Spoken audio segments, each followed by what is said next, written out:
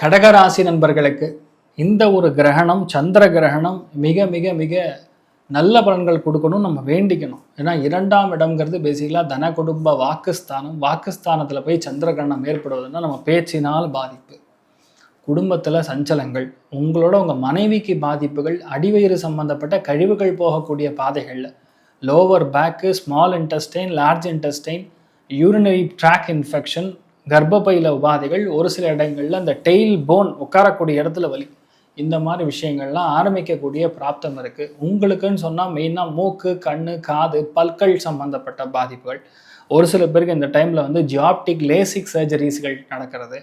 ஒரு சில பேருக்கு மெயினாக அந்த கண் புற விழுந்திருக்கும், அதுக்கான ஆப்ரேஷன் வீட்டில் பெரியவங்களுக்கு பணம் கொடுக்கறது இல்லையா, இந்த மாதிரி சமாச்சாரங்கள். பொதுவாக சந்திரன், கேது காலபுருஷனுக்கு 5ஆம் இடம் சேர்ந்துச்சுன்னா பையனுடைய ஹெல்த்தில் பிரச்சனை வரும், உங்கள் குழந்தைகளுடைய ஹெல்த்தில் பிரச்சனை வரும், முக அமைப்புகள் மாறும், பணம் கொடுத்து ஏமாறுவது, நம்பிக்கை துரோகங்களுக்கு உள்ளாகுவது, குடும்பத்தை சார்ந்திருக்கக்கூடிய ரகசியங்களை வெளியே சொல்வதனால் நமக்கு ஏற்படக்கூடிய பாதிப்புகள், இதெல்லாம் லைனாக ஒரு 48 நாளுக்கு நம்ம தூங்க விடாது.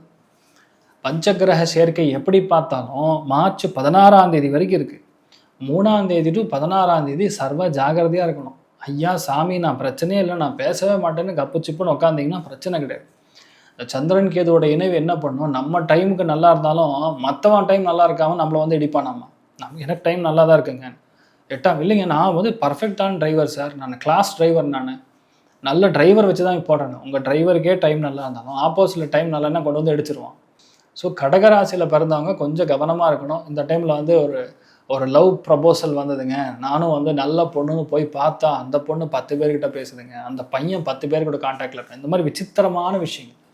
நம்ம செய்த தவறுகளுக்கு இப்போ தண்டனை வகிக்கக்கூடிய காலம், வருந்தக்கூடிய காலமாக இருக்கப்படுது. என்ன பண்ணலாம், இதெல்லாம் பலன்கள் கரெக்டு. என்ன பண்ணலாம், what is the situation, solution என்னன்னு பார்த்தோன்னா சிம்பிள். நீங்கள் என்ன பண்ணணும், நெல் எடுத்துன்னு போகணும். ஒரு 1/4 கிலோ நெல், ஒரு 1/4 கிலோ கொள்ளு, 1/4 கிலோ பச்சரிசி, இதை 3 எடுத்துன்னு போய் பக்கத்தில் இருக்கக்கூடிய துர்க்கை உடைய கோவில் இல்லைன்னா அம்பாளுடைய சன்னிதானத்துக்கு சென்று அங்கே பூஜை செய்யக்கூடிய பிராமணர்களுக்கு, வேத விற்பனர்களுக்கு தட்சிணை வச்சு கொடுக்கணும். சும்மா கொடுத்தீங்கன்னா அது எந்த பிரயோஜனம் கிடையாது.